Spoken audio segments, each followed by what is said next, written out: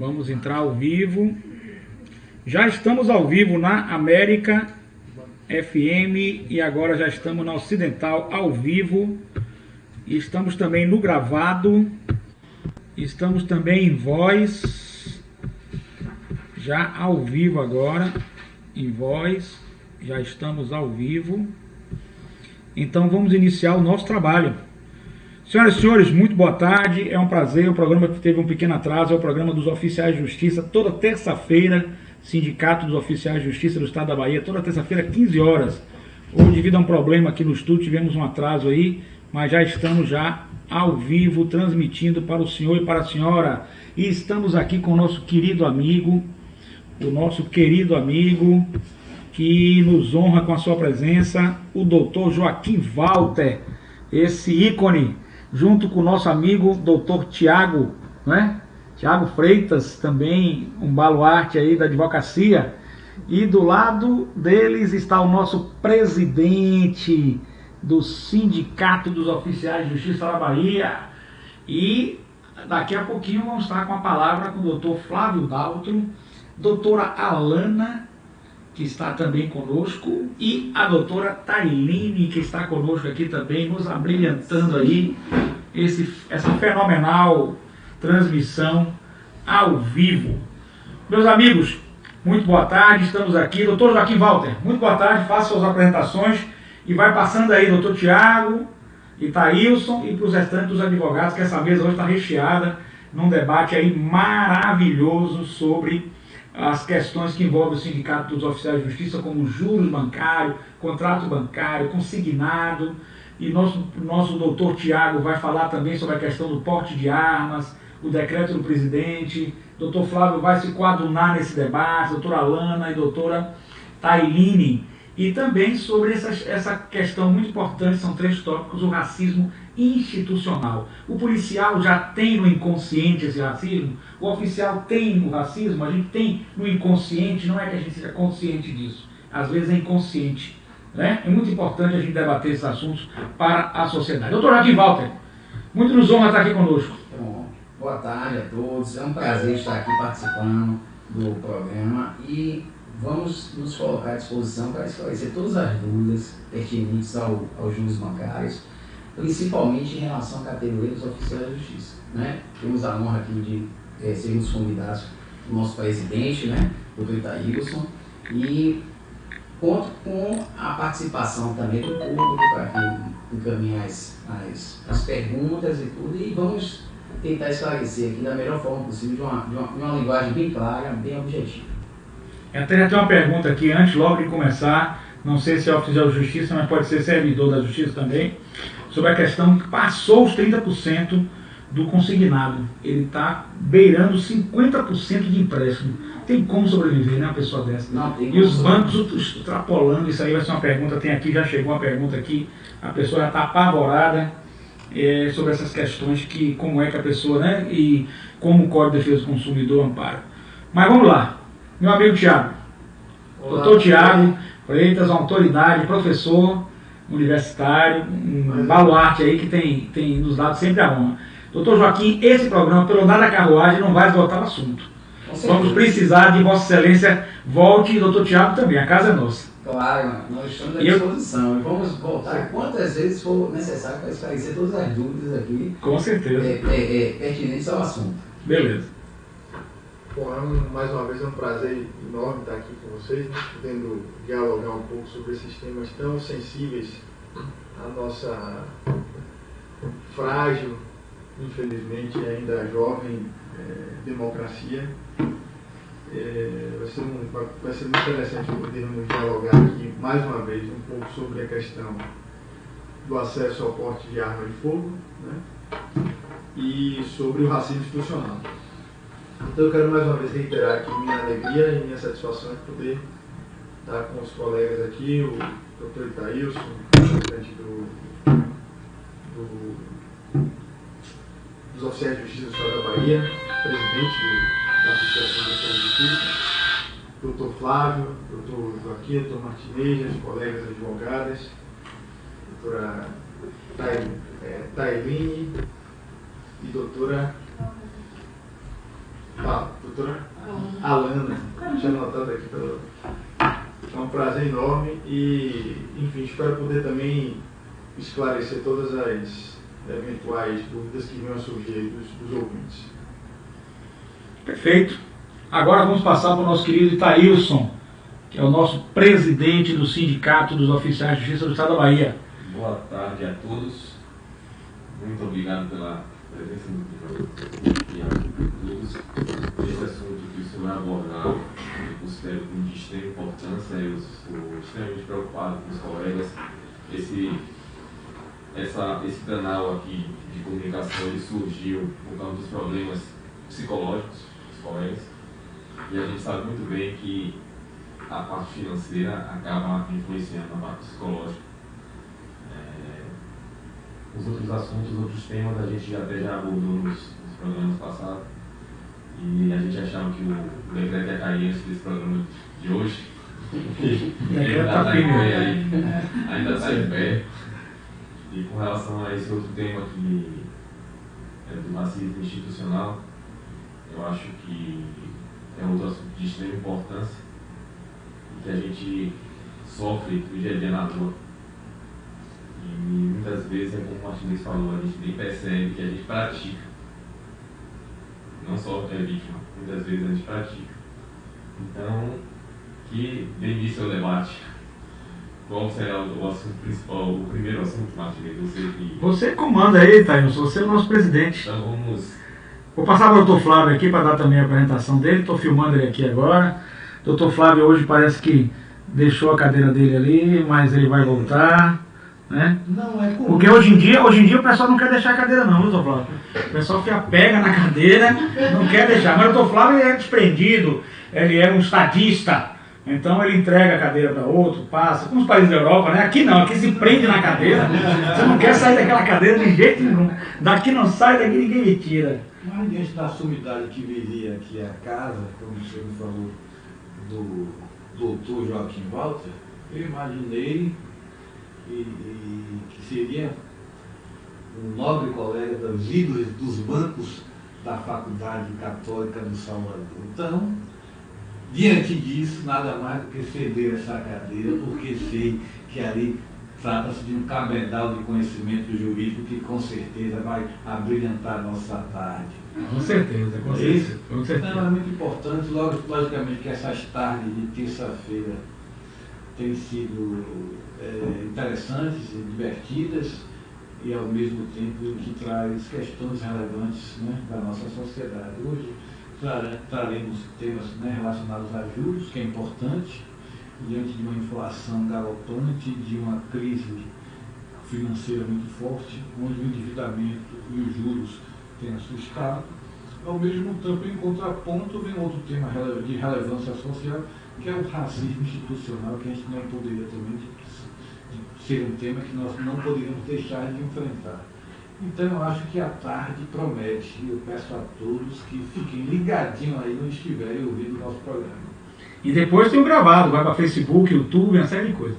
E para a semana temos aí a nossa surpresa, né? Que é o doutor, para a semana, Paulo Marinho, não é isso? Paulo Marinho. Que é uma autoridade aqui na Bahia. Vamos lá, vamos agora para a querida doutora Alana, junto com a doutora Tailine. Boa tarde a todos. Mais um programa, mais uma entrevista agora com dois convidados especiais. E vamos ao tema dos juros, porque muito nos interessa. Os juros é importante, né? Os juros antigos. E essa senhora que inclusive é uma funcionária pública, está aqui, bastante nervosa, mandou vários zaps para mim, eu peço que se acalme, porque a gente não consegue fazer nada que seja através de nervoso, né? Ela está muito nervosa e bota várias assim, exclamações assim no zap, eu não sei porque ela bota várias exclamações assim. Eu também sou psicanalista, a senhora tem que ter calma para resolver a situação da senhora. Eu sei que é difícil, mas tenha calma, que tudo vai ser resolvido. Ela está com um teto, segundo ela me falou, que ela só recebe líquido, não sei aí, tem que averiguar, só recebe líquido 30% do salário. Tudo em cima de empréstimo consignado, e ela tem honrado esses empréstimos consignados há mais de 5 anos. Doutor Joaquim Walter, cabe uma revisão de juros, cabe uma série de coisas. Que país é esse? Me permitam o comentário, né? Verdade. Que país é esse? Vamos lá. Vamos lá. Não? Deixa Fica à vontade. só eu complementar aqui Fica à uma coisa, vontade. para poder a gente direcionar o assunto. A categoria de oficial de justiça, ela sofre com algumas peculiaridades que acabam causando esse tipo de problema aí. Diferente dos outros servidores do judiciário, nós, quanto mais trabalhamos, mais a gente gasta do nosso salário. Eu não sei se vocês têm conhecimento disso, né? Porque nós temos aquela despesa externa. Então, quanto mais se trabalha, mais tem despesa. Então, pelo outro lado, o Tribunal de Justiça sempre alega limite orçamentário. Então, ele estabelece, através de orçamento no ano anterior, o quanto vai gastar com todas as verbas. Então, ele estabelece o quanto vai gastar esse ano de indenização de transporte e cria uma regra lá de como vai pagar. Ou seja, é como se ele chegasse para você e dissesse: ó, eu tenho só isso, se vire. Só que o nosso chefe imediato é o juiz. E o juiz ele não quer saber se a demanda do cartório dele está atrelada com aquela limitação orçamentária que existe no judiciário. Fica só cobrando e mais cobrando. O que é que acontece? A gente tem essa peculiaridade, porque a gente, quanto mais a gente trabalha, mais a gente gasta do nosso salário. E ainda tem um agravante: a gente não tem concurso há mais de 10 anos. E um outro agravante: se coloca uma central de mandados. Antigamente você trabalhava no cartório com um juiz, e aí você sabia, tinha 3, 4 oficiais de justiça, você dividia aquela demanda. Agora você coloca as pessoas numa central de mandados, a gente trabalha para 80 juízes, 90 juízes, não tem como você dimensionar se você está trabalhando demais ou trabalhando de menos, fica sempre o mesmo. Porque assim, ela pode cumprir 100 mandados, mas os 100 mandados dela foi entregue na Coelba. Ou seja, só teve um deslocamento, né? Não, mesmo que seja um deslocamento, mesmo que ela tenha feito os 100, reduzido. vamos sonhar, vamos dizer que ela fez os 100. Só que ela fez os 100 para a Coelba por um protocolo. Perfeito. Entendeu? E eu fiz 5 atrás de uma pessoa que está se escondendo. Não sei quem é que gastou mais. E um bairro perigoso, como a gente sabe. E vai muito mais distante que a Coelba. Exato. Entendeu? Então não tem como a gente mencionar quem foi que gastou mais, ela ou eu. Entendeu? Então a gente vive nesse dilema. E os colegas do interior ainda estão sofrendo mais ainda com o fechamento das comarcas. Estão se deslocando a 150 quilômetros. Entendeu? E trabalhando com o juiz pela internet. O juiz dando despacho e ele recebendo, não tem nem como falar com o juiz. E explicar a situação do que está, né? Passando. Entendeu? Então a situação, e a gente está num país que a gente vê a gasolina, que é o gasto maior do deslocamento, só aumentando. E a cobrança vindo, e a gente, nosso salário sem correção já há 5 anos, 0 de inflação. Se for olhar o resto, vai ter mais de 10, porque não está pagando correto. E a gente está nesse caos aí. Aí chegou nesse ponto de colegas, a margem consignada chegar a 0, já não tem nem como pegar empréstimo consignado, porque já chegou a 0. E virou uma bola de neve, ninguém sabe onde isso vai parar. O que tem acontecido muito é colegas se afastando por problema psicológico, depressão, e a depressão leva a outros problemas que a gente tem visto. Fibromialgia, para mim, era uma coisa que eu não sabia nem que existia, e agora eu vejo virar coisa normal. Porque é uma doença causada, né, Martinez? Pela parte psicológica. Psicossomática. Entendeu? Você afeta o psicológico e acaba gerando dores, gerando uma doença que já passa a ser física e que você custa alguém acreditar de que ela surgiu por causa daquele problema psicológico. Entendeu? Então a situação está alarmante e eu só queria esclarecer que a gente tem esse agravante, porque assim, se você for olhar uma pessoa qualquer, normal, um cidadão normal, ele tem como se controlar, dizer, você não está fazendo um cálculo, não está fazendo a planilha direitinho de qual é o seu padrão de vida para você viver dentro do seu padrão. Só que a gente é obrigado a viver fora do nosso padrão. Entendeu? Atendendo essa demanda do público específico dos oficiais de justiça, é importante eu ressaltar para o senhor o seguinte: de fato, os custos vêm aumentando, principalmente da gasolina, certo? E com isso, o grau de endividamento do oficial de justiça está aumentando, certo? Por falta de suporte do Tribunal de Justiça, certo? Que não está repondo o gasto de combustível, que é o principal elemento de endividamento do oficial de justiça, certo? E está levando à depressão, certo?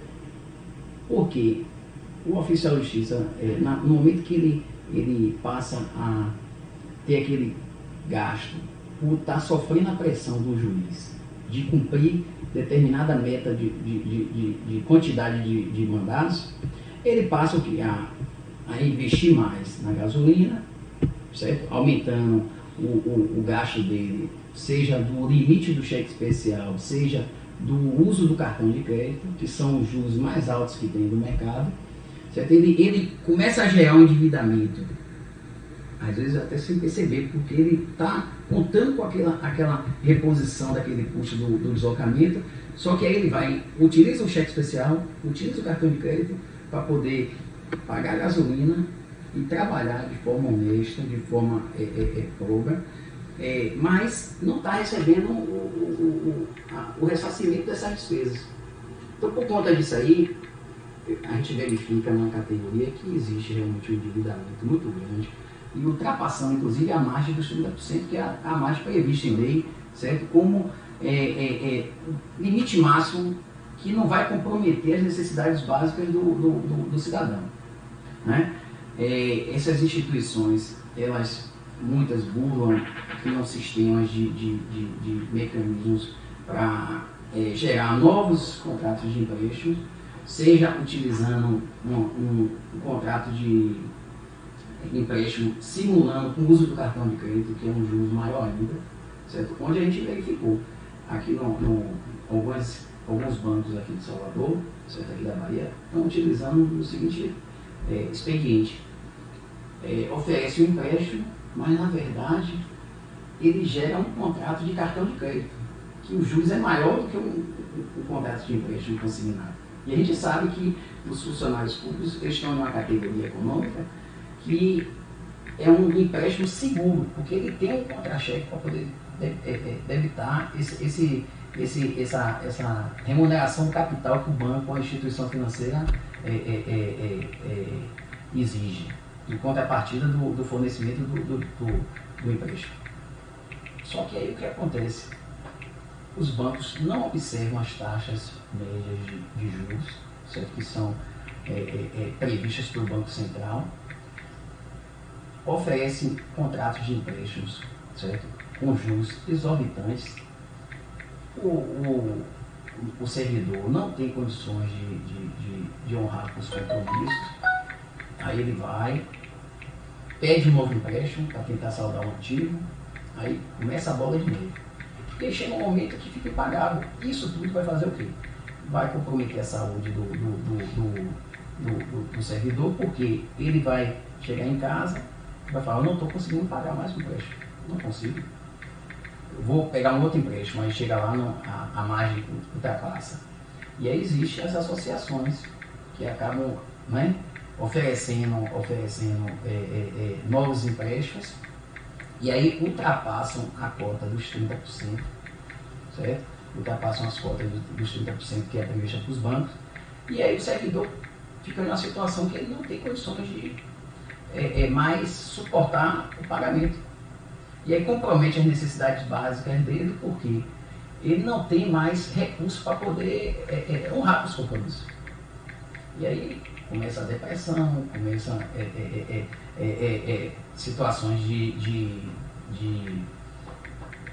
ingressar no serviço médico, certo? No tribunal, com afastamento, certo?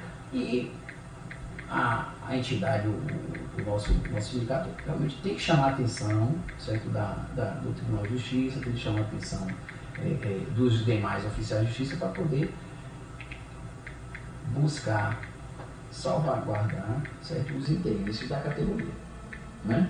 Então, o CDC, que é o Código de Defesa do Consumidor, está aí para poder defender os servidores dos serviços bancários quando são cobrados com defeito, com a falha, e no caso, quando você cobra uma taxa de juros acima do que é permitido pela legislação e do entendimento dos tribunais, é necessário que o servidor busque reparar seus direitos na justiça, ingressando com ações revisionais.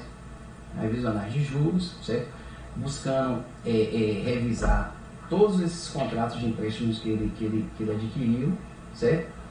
Inclusive, pedindo para que seja observado esse limite de 30%, porque foi feito um estudo pelo Banco Central e existia esse limite de 30% justamente por isso, porque se ultrapassa esse limite, compromete a sua existência. Então, você tem outras necessidades, como alimentação, você tem outras necessidades como higiene pessoal, e quando você ultrapassa esse limite de 30%, vai comprometer toda a sua vida pessoal.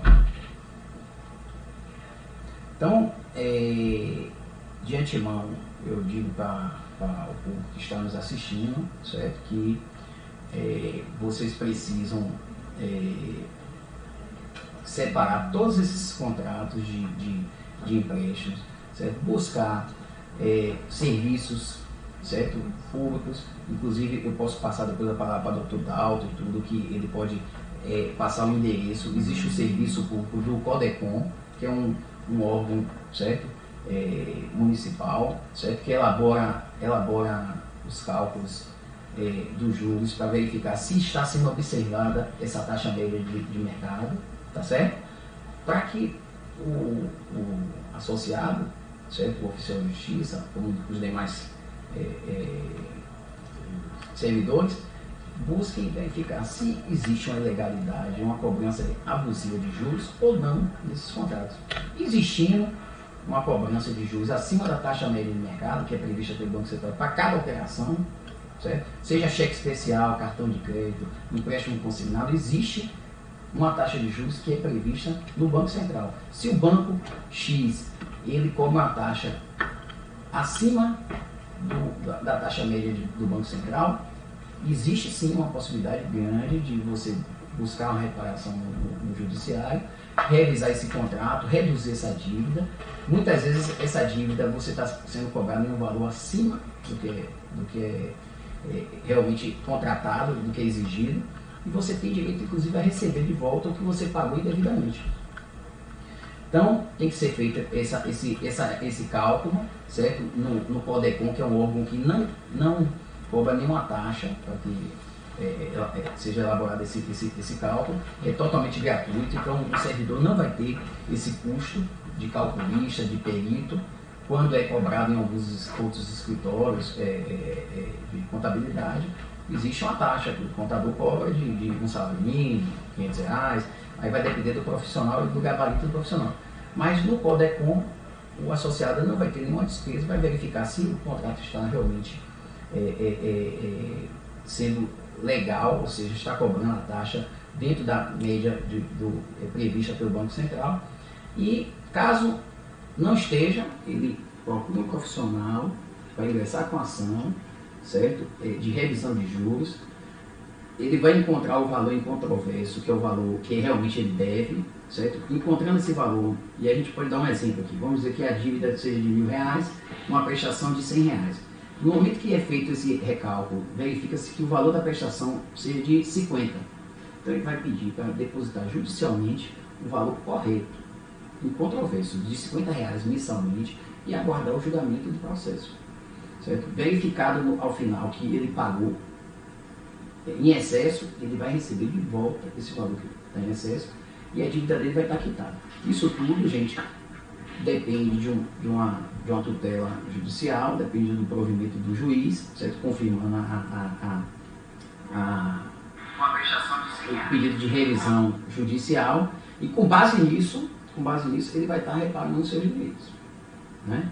Porque caso o servidor, certo? O associado, ele não busque fazer essa reparação de direito, certo?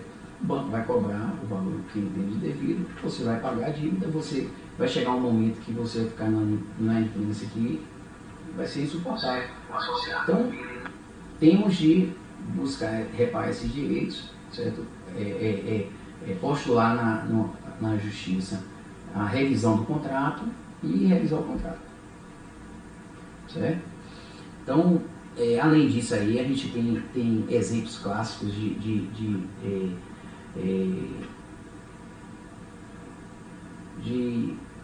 transmudação do contrato, de um mascaramento que algumas instituições utilizam. Ao invés de ela emprestar um recurso utilizando determinada operação que o associado busca como um empréstimo consignado, certo? A instituição oferece um empréstimo utilizando um cartão de crédito consignado. Então, recentemente nós ingressamos com a ação de um servidor do Tribunal de Justiça, certo? Postulando que uma revisão do contrato no seguinte sentido: ele foi na instituição bancária, contratou um empréstimo, só que aí quando foi gerado esse contrato, o contrato que foi gerado foi de cartão de crédito, que a gente sabe que é um juros de 300% a 400%. Então ele está pagando 2 vezes, às vezes 3 vezes o valor da dívida, certo? Porque foi gerado um contrato de cartão de crédito ao invés de ser um contrato de cédula de crédito bancário, uma CCB.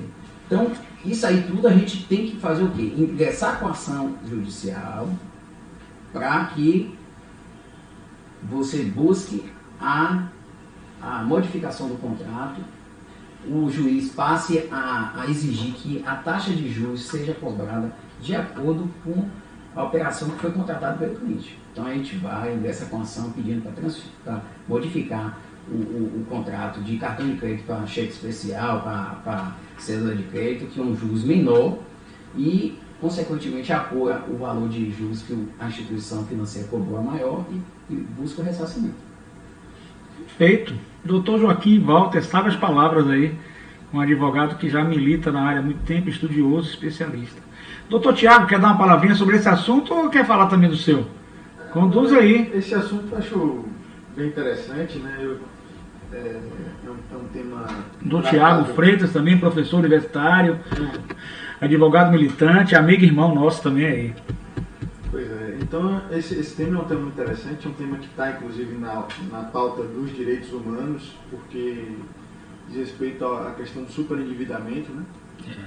Então há uma compreensão de que esse empréstimo, né, consignado que ultrapassa os 30% é considerado superendividamento. Na verdade, todo o consumidor que comprometa mais de 30% dos seus rendimentos mensais com algum tipo de financiamento, compromisso mensal, ele está superendividado, o que nos leva a concluir que podemos afirmar que quase a totalidade dos brasileiros somos superendividados, né? Perfeito. Então é um problema muito sério, um problema humano, porque acaba comprometendo a subsistência básica das pessoas de uma maneira geral.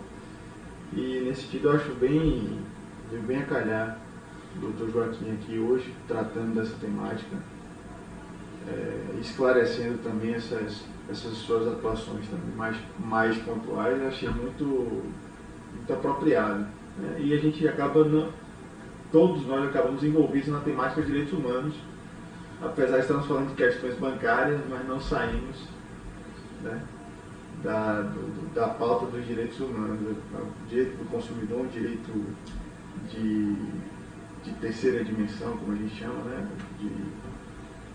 que atinge um número indeterminado de pessoas, que a gente não consegue mensurar quantas pessoas são atingidas por conta de práticas abusivas na esfera do consumidor, e é um direito que a gente pode dizer relativamente novo, né?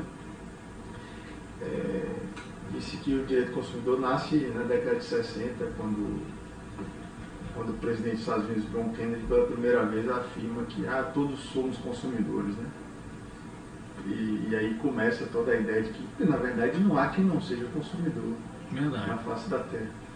Então todos nós acabamos, né, sendo tocados direta ou indiretamente por essas questões, de modo que eu achei muito esclarecedora. Mas, como a gente estava aqui com o propósito de falar sobre a questão do porte de arma de fogo, né, eu acho que o decreto presidencial antes de falar do porte de arma de fogo, eu queria falar um pouco sobre a questão da usurpação de atribuições que eu penso que o Poder Executivo acaba por fazer nesses últimos meses, né? O Executivo está governando por decreto. O decreto é uma circunstância excepcional e que não pode inovar no mundo jurídico, né? O decreto, a finalidade do decreto é apenas regulamentar, especificar aquilo que a legislação disse. Há aí uma usurpação de competência quando o Poder Executivo acaba legislando por decreto. E penso que esse decreto é um tanto quanto legislador, de modo que ele tem um vício formal, né? Ele apresenta um vício formal porque acaba interferindo na esfera de um outro poder. O Poder Executivo tem que se resguardar a apenas regulamentar aquilo que é dito por intermédio de portarias, resoluções e até decretos, regulamentar aquilo que foi dito, que foi decidido pelo Poder Legislativo, que é o verdadeiro soberano, né, que representa a vontade popular, e ele não tem, o Poder Executivo não tem autonomia para isso. Falando especificamente desse governo, né, talvez esse seja um dos presidentes que tenha menos legitimidade de toda a história do Brasil, porque se trata de um presidente eleito num procedimento eleitoral em que um número considerável de eleitores simplesmente se absteve do voto, né?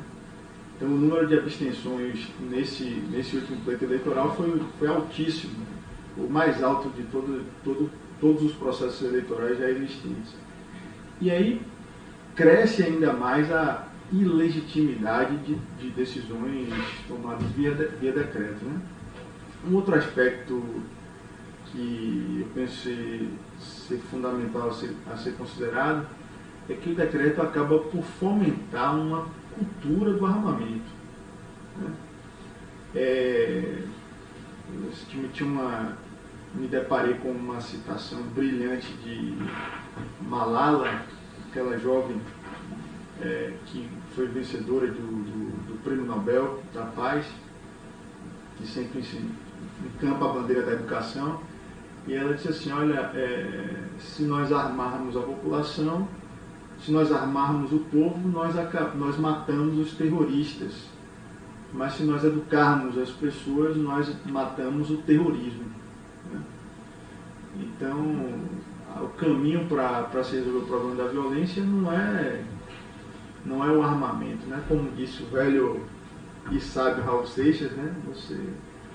Você mata uma mosca e vem outra no lugar, não importa, né? A mosca da sopa vai estar sempre ali rondando, né? Se você não tirar o lixo, aí sempre tem mosca no entorno ali. Você pode matar uma mosca, se você não tirou o lixo, a mosca vai voltar outra mosca e outra mosca. Então o problema precisa ser resolvido de uma forma radical, né? Como é que se resolve o problema de uma maneira radical? Investindo em educação. O radicalismo é esse. Por que eu digo radicalismo? O radicalismo é associado a um conceito ruim, mas radical vem de raiz, né? Então resolver o problema na raiz está investimento em educação, em formação, no social. Apenas de o problema não ser resolvido. Então, quanto mais armamento houver na população, maior a cultura da violência, e isso vai ser extremamente prejudicial. Essa é a minha posição em relação a esse tema do porte da questão do decreto recente, né? Há um vício, penso que há um vício formal e um vício material também, no sentido de que vai de encontro aos princípios estabelecidos pela Constituição brasileira. O Brasil tem uma cultura pacifista, e o armamento vai na contramão dessa cultura pacifista. Em relação ao racismo institucional, não sei se já devo antecipar. Daqui a pouquinho, vamos agora ouvir o nosso querido professor Flávio Daltro, a nossa autoridade aqui, que vai falar conosco. Doutor Flávio, mais uma vez, muito boa tarde, estamos aqui ao vivo, depois fica no gravado. Tem que botar no Facebook, viu, doutor Tiago Freitas, doutor. Os nossos temas. O meu Facebook está simplesmente com. Deu uma acusação lá que está com mais de 5.000 pessoas e que não suporta mais. O Instagram não tem limitação, o Facebook tem essa limitação. Você tem que abrir um segundo perfil. É? Um segundo perfil. Pode abrir? Pode, né? Pode sim.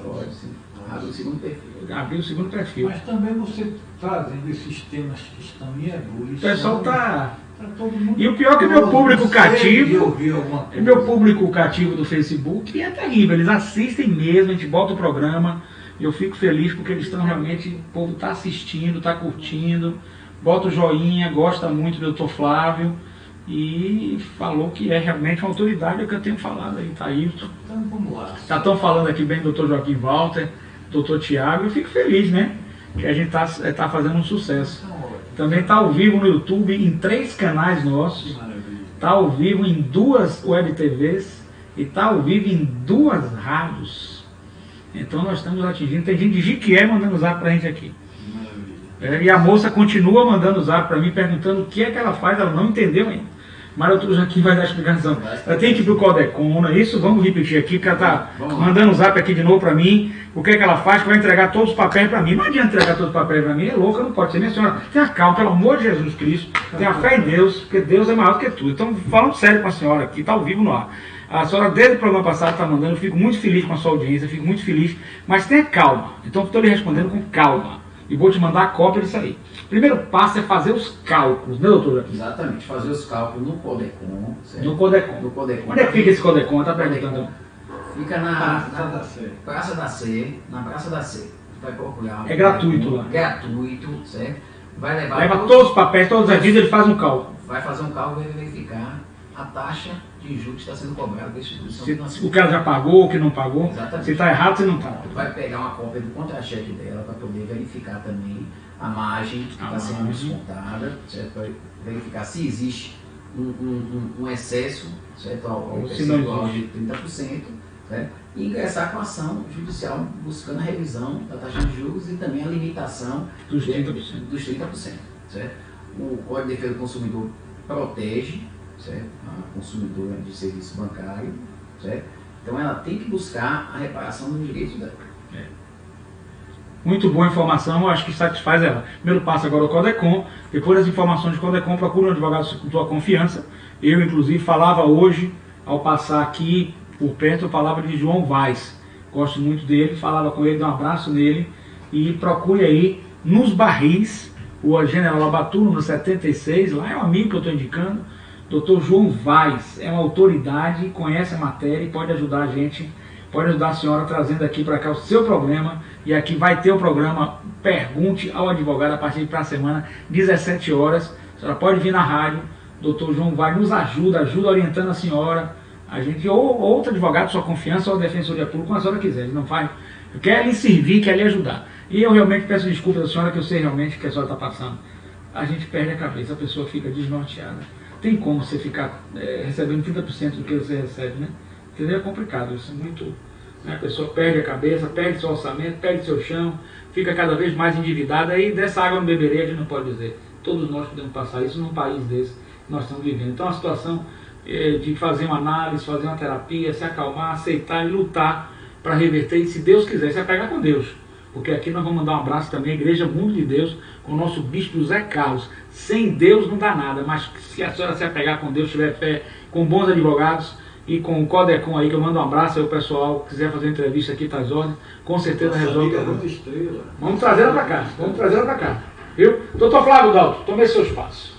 Pronto, Lombardi não veio hoje, foi? É verdade, o Lombardi não veio hoje. Lombardi não veio hoje. Mas vamos lá. Estamos tratando de 2 temas relevantes e temas em ebulição, né? Quando o doutor Joaquim fala sobre a questão de juros, a gente não pode se esquecer da principiologia das relações contratuais, né? Em que todo contrato, quando se apresentar excessivamente oneroso a uma das partes, esse contrato deverá ser revisto a fim de restabelecer o equilíbrio contratual. E um dos princípios que regem, né, o contrato é o princípio da função social do contrato.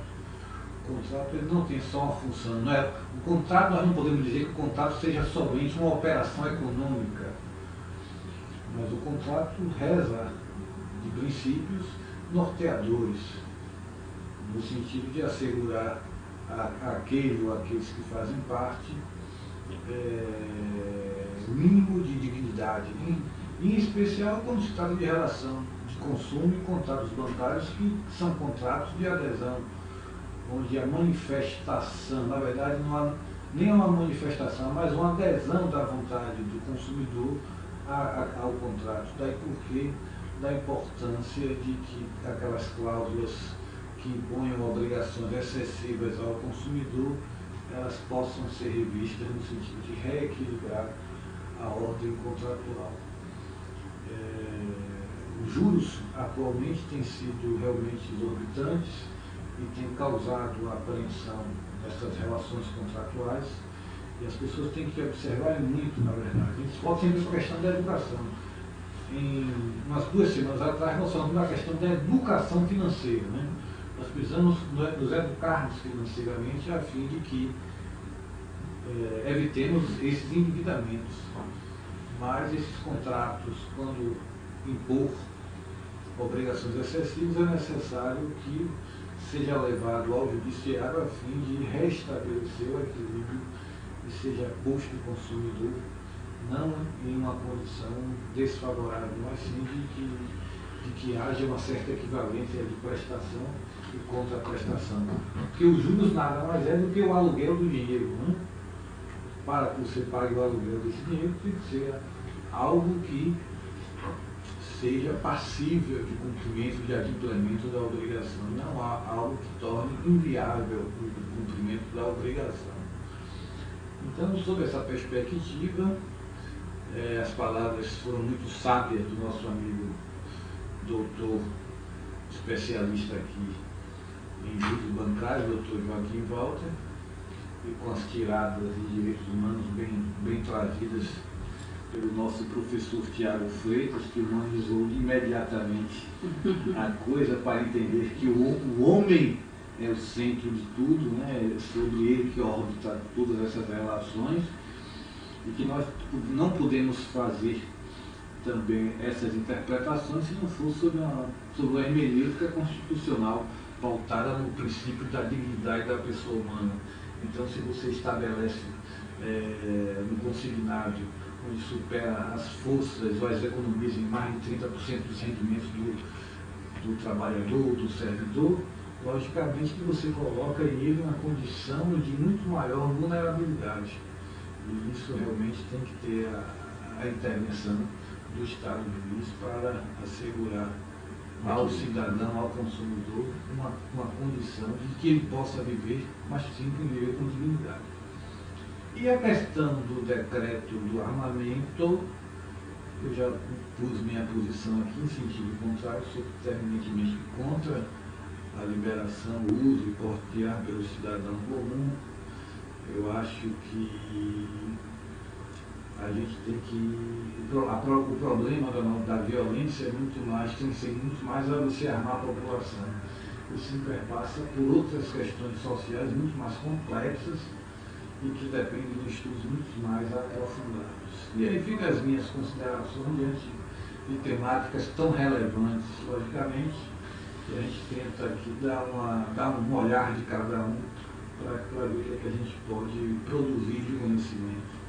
Perfeito. Se eu me permitir fazer a leitura aqui, eu estou recebendo da coordenação dos juizados especiais, meus amigos lá, e eles me pedem até para WhatsApp para a gente fazer a leitura aqui, para que os advogados possam tomar conhecimento. É um trabalho educacional, né, da rádio de comunicação social. Eu mando um abraço aí à coordenação dos juizados especiais, está nos assistindo, e mandou um zap para mim: Martinez, leia isso pausadamente para os advogados. Gente, eu estou lendo o que ele está mandando para mim. Eu não tenho nada a ver com isso, tá certo? Só estou fazendo um trabalho social de comunicação. Estou lendo apenas, tá? Certo? Depósitos judiciais.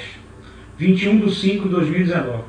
A coordenação dos juizados especiais solicita às partes, advogados e servidores que obtenham guia para o depósito judicial referente a processo em tramitação em vara do sistema dos juizados especiais do Estado da Bahia, exclusivamente pelo link de depósito disponibilizado na página oficial do Tribunal de Justiça do Estado da Bahia.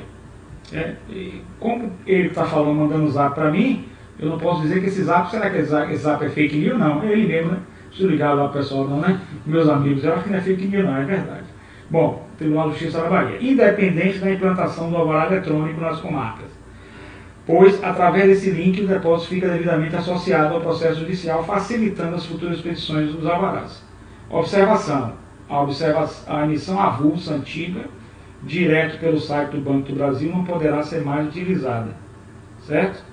E aí ele manda até um linkzinho aqui para a gente verificar. Bom, de qualquer maneira, eu estou passando a informação que recebi dos meus amigos, e vocês, advogados, colegas, um canal de informação como o nosso, vão fazer a devida verificação e pode mandar o zap para mim se tiver alguma informação errada aqui. Eu retifico, refaço e vou criticar o zap. Mas eu tenho a impressão que essa informação parece que é verdadeira, né? Né, Itaíus? As mudanças que estão acontecendo, normalmente tem que levantar sempre a preocupação com as fraudes, né? Então veja aí se os advogados vejam essa informação, se é verdade, do Joaquim Walter. Se é verdade, mande um zap para mim, verifique a veracidade da informação, acredito que sim, o pessoal que está mandando para mim. O nível das fraudes tem aumentado. Então vamos ver se é verdade, se for verdade, vamos nos ajudar aí pelos grupos e sempre estar comunicando, que é a mudança que vai ter um link de depósito judicial dentro do Tribunal de Justiça. É isso que eu estou entendendo? É isso? Isso você já tem como verdadeiro, certo? Já vim lá da coordenação. Um abraço aí a todos os amigos aí dos juizados especiais. Vamos cumprir com a nossa obrigação. Isso eu não sei se vai ser melhor para o advogado, se vai ser pior, depois não me critiquem, não me matem, nada disso. Eu não estou passando só a informação que mudou. Se mudou, a gente tem que fazer e acabou, entendeu? Depois reclama, né, doutor? Concorda comigo? Faz logo e depois reclama, né? Concorda? Eu gostava daquele sistema do Brasil, que o link do Banco do Brasil estava bem legalzinho. Eu tirava a guia, botava o número do processo e ficava vinculado. Mas não sei se o sistema vai funcionar tão bem. Pedir a Deus, né? Vamos ouvir a doutora Alana, que está aqui conosco, a doutora Taline, ansiosa para falar, para debater, com muita simpatia e muito conhecimento, dá oportunidade aqui a todos de participarem do nosso programa. Doutora Taline, doutora Alana, estão no ar, o pessoal gosta muito de vocês, pede sempre você no programa, para a semana ter aqui conosco também. Doutor Paulo Marinho vai estar conosco aqui, e a equipe toda está convidada para participar, para cada vez mais aumentar os programas participativos. Doutoras? O programa de hoje é uma continuação, na verdade, da semana passada, né, digamos assim. A gente falou de educação, como o doutor falou, educação financeira, hoje falamos de juros abusivos, mas a gente sabe que, principalmente funcionário público, eu estava conversando até com uma colega que assim, a pessoa aposenta, antes mesmo de saber que está aposentado, as financeiras já estão ligando para poder oferecer empréstimo. Empréstimo consignado. Aí aquela pessoa recebe um salário mínimo de aposentadoria. Ele não consegue pagar os remédios com aquele valor. Aí ele começa a tomar empréstimos para isso, para poder sanar as dívidas, para poder fazer o mercado, para poder pagar a escola de um neto, que na maioria das vezes ajuda os filhos. E a gente vai vendo que os juros são altos, mas os contratos são, a maioria contratos de adesão. Aí os juros são altos, mas eu preciso desse dinheiro. Eu escutar aqui de prova. Posso fazer um parênteses? Você sabe do agravante que é se aposentar no serviço público. Agravante. Eu ia falar agora dos funcionários públicos. Porque assim, nós estamos discutindo aqui quem está na ativa e já está em situação crítica. Quando você se aposenta, piora, né? Você perde. Fez vários Hoje o oficial de justiça, por conta da indenização de transporte, porque assim, como eu disse, existem duas situações. Se você cumpriu 100 mandados, mas cumpriu em um lugar que se você gastou menos, acaba ele achando que está tendo lucro. Então ele leva aquilo para um salário dele. No dia que ele se aposenta, esse tipo de pessoa que supostamente estava tendo lucro é o que vai ter maior perda. Sim. Entendeu? Você entendeu? A situação se inverte. Porque aquilo que ele estava conseguindo economizar e levando para o salário, já não tem mais. Sim. Então, esse tipo de cidadão vai ter no mínimo uns 3 mil reais de perda. É mesmo? Entendeu? Exatamente. E outra coisa, ele pede a aposentadoria hoje, acha que está aposentado e só vai sair daquela. Estava demorando um ano. Agora eu acho que fizeram uns mutirões aí, parece que está demorando 6 meses. Já teve colega que se respondeu processo administrativo porque achou que pediu aposentadoria e estava aposentado. Ou seja, deixou de Deixou cumprir de as cumprir. obrigações e aí recebeu o processo administrativo. Mas é um Então, absurdo. só para mostrar a situação que o aposentado é muito pior do que quem está na ativa. Pois é. E o aposentado só recebe o aumento do linear, né? Que é a correção da inflação. Sim. A gente ainda tem aquelas situações de plano de carga salário, que tem algum acordo, tem alguma gratificação fora a correção da inflação. E o aposentado só tem a correção da inflação. O senhor que está aqui como funcionário público. A gente sabe que o funcionário público tem a questão de ter a facilidade de tomar os empréstimos. A gente sabe que a situação do país está muito difícil. O senhor está me dizendo que vocês pagam do bolso de vocês os valores para ir trabalhar? Com certeza. Vocês não sabem, vocês advogados, isso é uma coisa Mas isso peculiar da Bahia. isso é surreal. Deixa eu explicar. Aí a gente vai ter que ter um outro programa para falar sobre isso. Vocês quando são taxados, vocês advogados, na verdade vocês não são taxados, mas vocês são responsáveis pelo pagamento, vocês que fazem intermediação com as partes, correto? Sim. Se dá entrada numa ação, cobra aquele valor lá e aí vai sair um mandado de qualquer forma, vai ter que sair. Sim. Se o juiz não deu assistência gratuita, vai lhe cobrar de 105 a 150 reais, vai depender do que seja. Em tese, você está pagando o ato praticado pelo oficial de justiça. Correto? A taxa está escrito isso. Sim. Ato praticado pelo oficial de justiça. O ato é a despesa que ele tem para chegar para cumprir a finalidade do mandado, correto? Essa cobrança foi feita específica para isso. Não foi? Se a cobrança ela é específica, a destinação ela tem que ser Específica também. ela vai para o tribunal. É tudo Complicado. É muito complicado. Sugiro que façamos um programa Específico. para discutir esse assunto, que Porque é realmente muito é um assunto que compromete a categoria. Ela vai para o tribunal. E eu lhe digo uma coisa, vou falar aqui na frente das câmeras gravadas. Eu tenho muita dificuldade de ter um advogado com coragem de entrar com ação contra o Tribunal de Justiça por certas coisas. Eu tô de férias, viu, Thaís? Entendeu? Porque esse tipo Eu tô de férias. esse tipo de situação, eu para mim, não consigo ver a possibilidade de você perder uma ação dessa. Difícil é você achar um advogado com coragem para ir atrás. Entendeu? Não é fácil não. Tomando empréstimos e vai empréstimos em cima de Porque em empréstimos. outros estados, o que acontece com os colegas dos estados é o seguinte: por eles receberem essa taxa, eles acabam ficando viciados na taxa. E eles não querem se aposentar. Eu chego no Paraná, tem colegas de 70 anos cumprindo um mandado. Eu fui para uma festa no Paraná às 7 horas da noite, o colega fez assim, peraí, eu vou ali. Aí eu olhei assim, não entendi nada. Aí eu falei, não, você é a pensão que eu tenho que fazer. Ah, nessa? Não, que o localizador ligou. Eu não consegui entender, depois que vieram me explicar porque as regras de lá você acaba recebendo do Estado mesmo pela busca que você fez. As pessoas ficam até 75 É como se fosse um anos. bônus. Mas é um Entre algumas Eu acho, Ficou legal, velho. não, foi feito legal, feito no documento, né, através de lei. Mas existe esse tipo de coisa, você acaba virando um freelancer. Aqui eu sempre lutei contra isso, mas só que essa situação da taxa, ela chegou num ponto, da taxa específica, ato praticado pela Oficina de Justiça, ela chegou num ponto que a situação está alarmante, porque nós temos 417 cidades e 200 comarcas. E a polícia continua mais. E aí o que está tendo? Não, vai diminuir. Não vai ter para correr, vai diminuir. As comarcas menores vão acabar, vão fechar.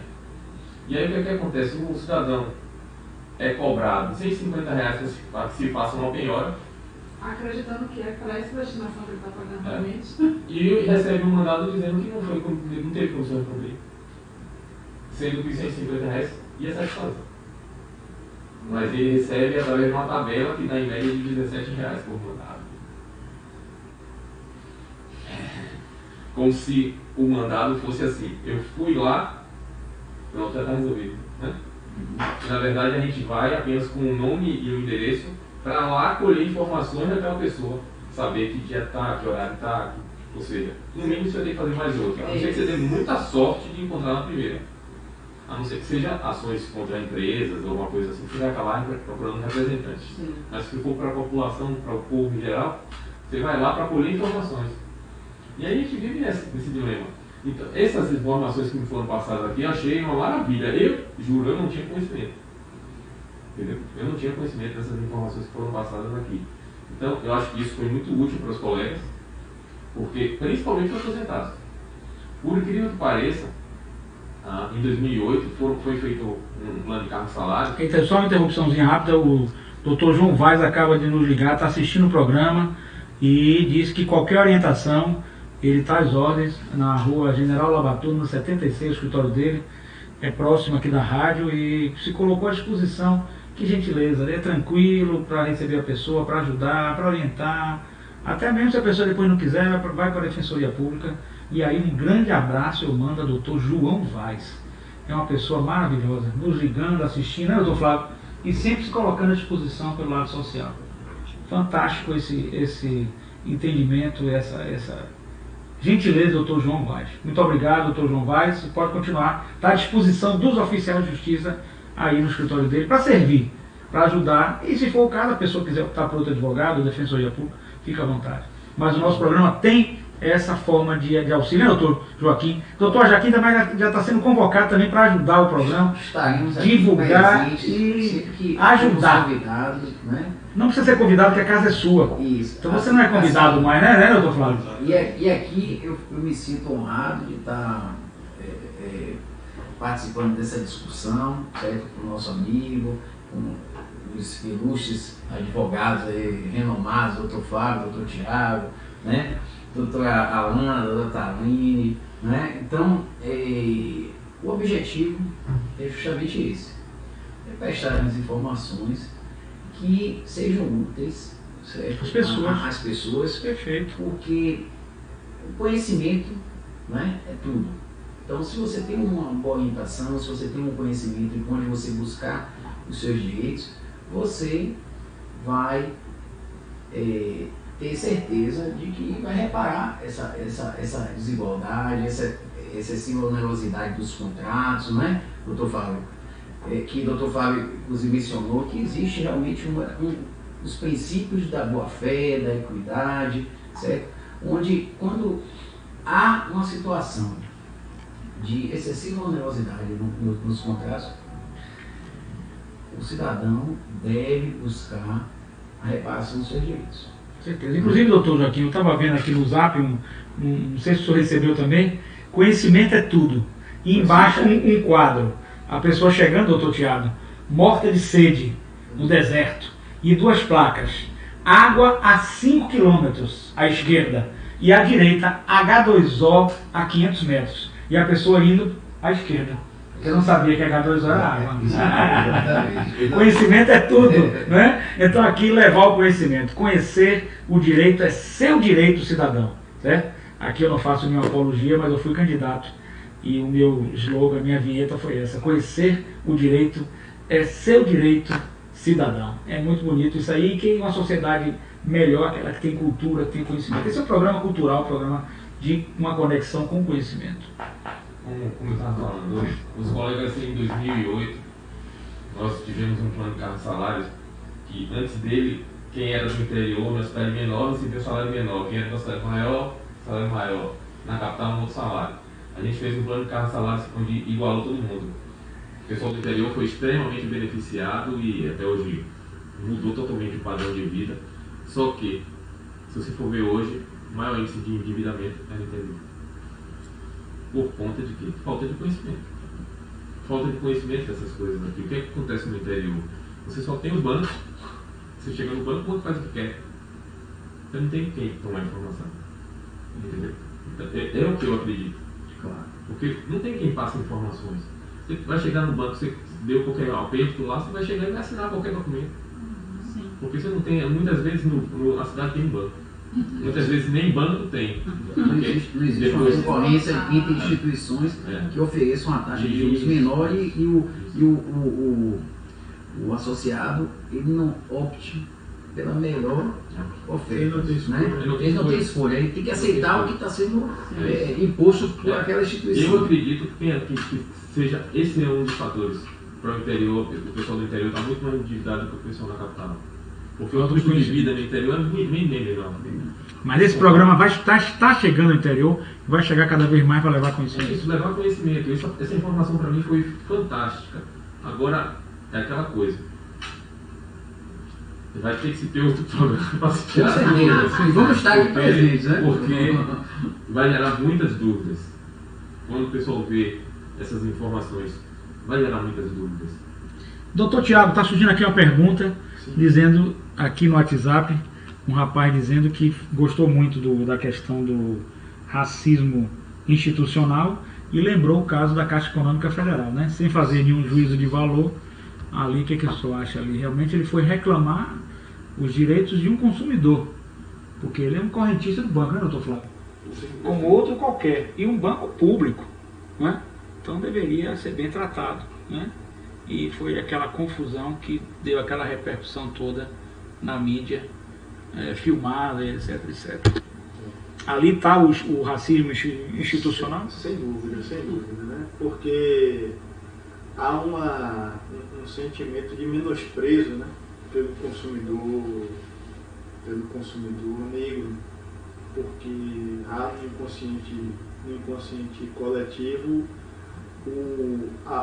a sensação de que aquele indivíduo tem menos capacidade econômica, de que aquele indivíduo é menos digno de um tratamento melhor, ainda que tenha capacidade econômica. E isso quem habita a pele negra sabe bem do que se trata. Né? Recentemente eu vi uma reportagem, eu não me recordo qual foi, não sei se foi no Estadão ou se foi na Folha de São Paulo, de um grupo de jovens falando sobre o tratamento nos aeroportos, né? E uma menina disse assim: olha, eu resolvi viajar de sandália, com uma roupa bem simples, e eu me arrependi muito porque eu fui muito destratada, né? Com diversas posturas fizeram com que eu me sentisse muito constrangida. Então, para viajar, ela precisa colocar uma indumentária bem cara, bem rebuscada, de grife, para que ela não seja vista de uma forma ruim, negativa. Conversávamos sobre isso lá no programa pós-graduação também, na semana passada, e uma colega disse que em um determinado momento ela percebeu que todas as vezes que ela entrava numa loja, ela tinha que conferir se a bolsa dela estava aberta, e ela fechava a bolsa dela, porque ela não queria ser confundida com alguém que estava guardando alguma coisa na bolsa, porque a bolsa é um mecanismo de defesa da pessoa. E ela se apercebeu naquela situação e disse: poxa, toda vez que eu vou entrar eu tenho que fazer isso, né? Para eu me blindar em relação ao racismo, eu tenho que estar o tempo todo atenta e forte, mas eu não quero estar o tempo inteiro atenta e forte, ela dizia. Eu quero simplesmente ser eu mesma e poder ir na padaria, e no entanto nós aprendemos desde muito cedo. Vai jogar bola, coloca uma camisa, quer dizer, você vai jogar bola na rua, você tem que sair de camisa. Porque você não pode jogar bola sem camisa na rua, porque vai descalço, não vai descalço. Grande abraço. Então leve sua identidade. Muito obrigado pela sua atenção e pela sua audiência. Grande abraço. Para não ser surpreendido. Para não ser surpreendido em uma situação desagradável. Então, são essas situações que denotam que o racismo está incruado, né, na sociedade. E é interessante sua pergunta, Martinez, porque o racismo é uma situação que faz parte da sociedade brasileira. A sociedade brasileira foi estruturada em cima do racismo, mas em outros lugares do mundo também. Se você me permitir aqui um minutinho, eu posso falar sobre uma pesquisa da Universidade de Harvard sobre racismo, que é uma pesquisa muito marcante quando eu tive contato, eu percebi que como o racismo ele é cientificamente comprovado, né? Então, em Harvard, os pesquisadores chegaram à conclusão de que o racismo é verdadeiramente uma conduta que pode ser atestada pela verificação mesmo. Não é somente como alguns querem teimar em dizer, um mero mimimi, né? Uma conversa uma queixa sem propósito.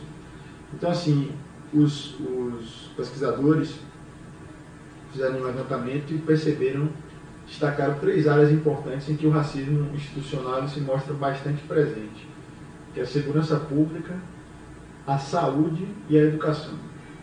Então, nessas 3 esferas aí a gente percebe o racismo bastante presente. Então, na segurança pública, criaram um ambiente simulado na Universidade de Harvard, em que de tempo de reação ao suspeito negro e ao suspeito branco. No ambiente simulado, tanto policiais quanto não policiais, o tempo de reação ao suspeito negro e ao suspeito branco, a diferença foi 3 vezes maior em relação ao suspeito branco. Então, reagia-se 3 vezes mais rapidamente em relação ao suspeito negro, que não era nem realmente bandido dentro do ambiente simulado, do que em relação ao suspeito branco. Isso tanto considerando policiais que são treinados, quanto não policiais que não têm um treinamento específico. O detalhe é que os não policiais erravam mais do que os policiais, mas proporcionalmente o erro foi 3 vezes maior mesmo. Na educação, chama muita atenção o teste que foi feito com advogados, inclusive. Fizeram um levantamento, 800 estudantes na universidade, separaram em 2 grupos de 400 e apresentaram para esses grupos de 400 estudantes 2 redações a serem examinadas, né? Uma redação de um advogado branco e um advogado negro, com a foto deles, né? Deram para um grupo avaliar e deram para outro grupo avaliar. E dá uma nota de 1 a 5. O advogado branco foi avaliado com a nota 2, o advogado branco foi avaliado com a nota 3,6, alguma coisa, 3,4, e o advogado negro com a nota 2,3. Até aí nenhum problema, né? 2 redações. Um tirou 3,4, outro 2,3. Ao final, foi revelado que se tratava da mesma redação. Era a mesma redação.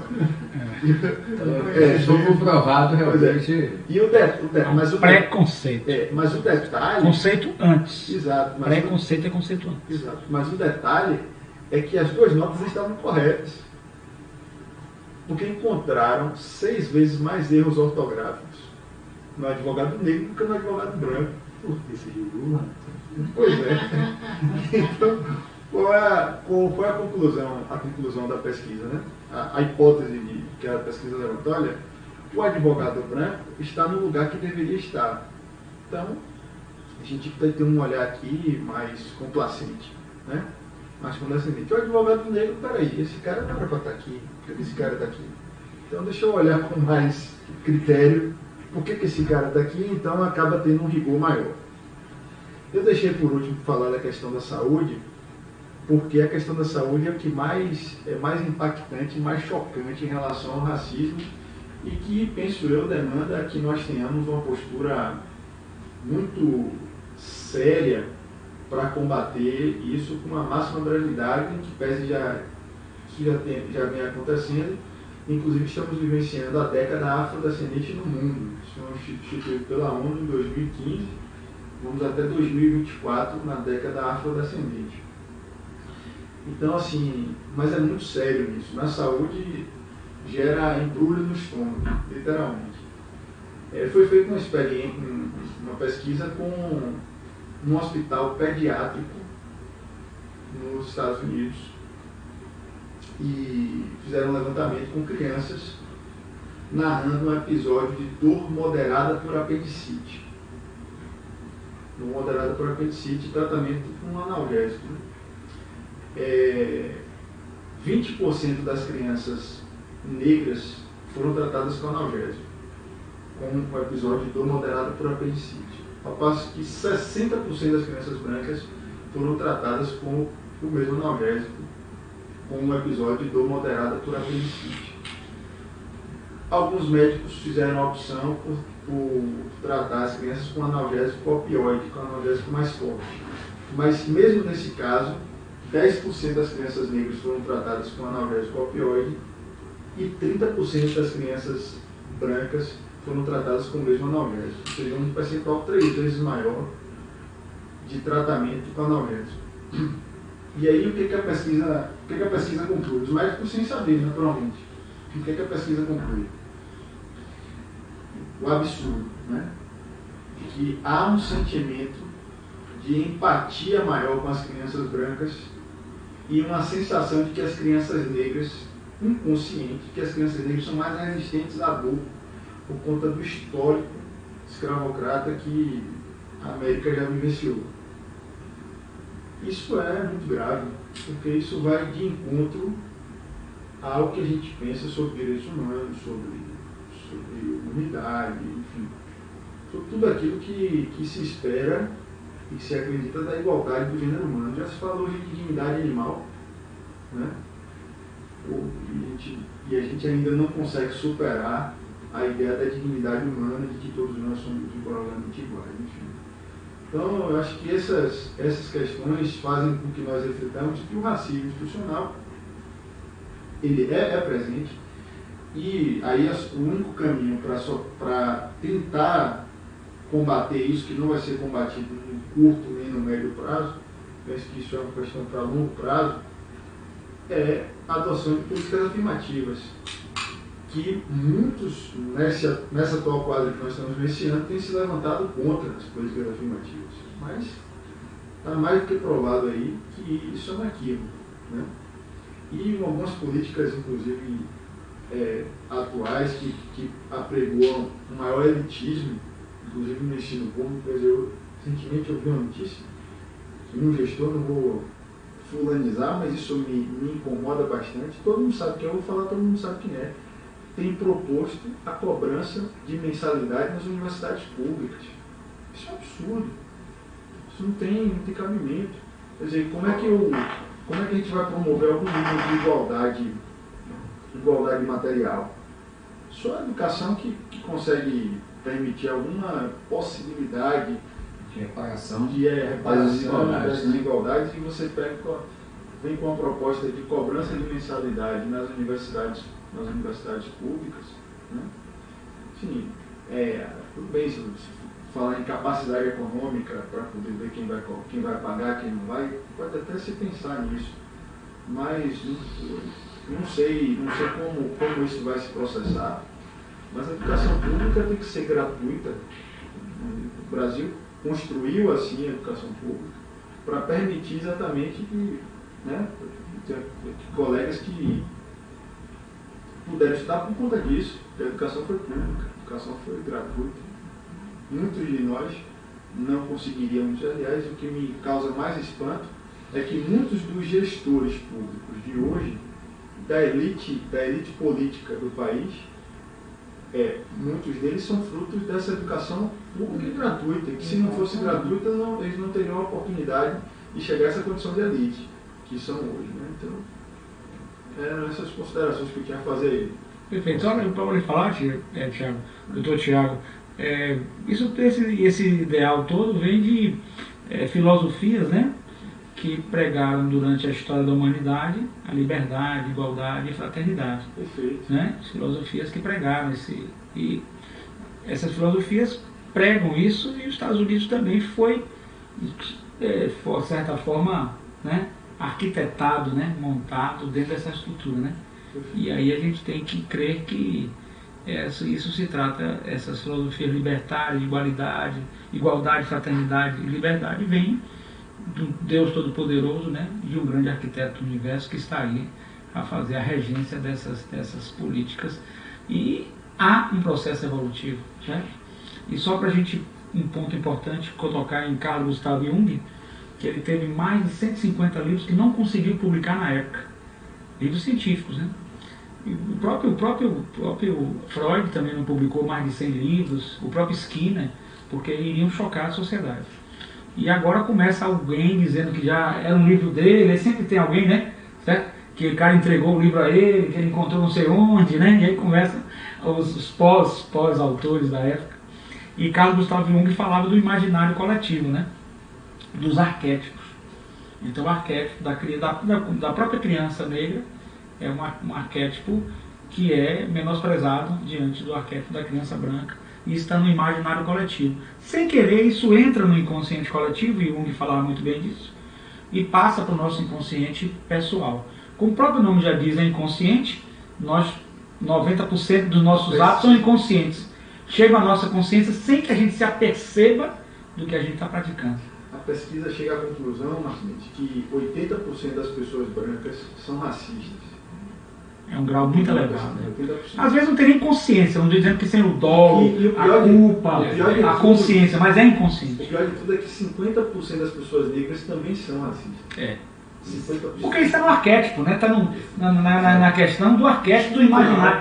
Como o imaginário coletivo, ele não é de uma pessoa, é do próprio coletivo, ele vai também naquela própria Você pessoa. associa valores, ou seja, Vamos ouvir o Dr. Flávio também, que é uma sumidade na matéria. A sociedade branca, ao branco, você tem aí o que é positivo socialmente e ao negro negativo.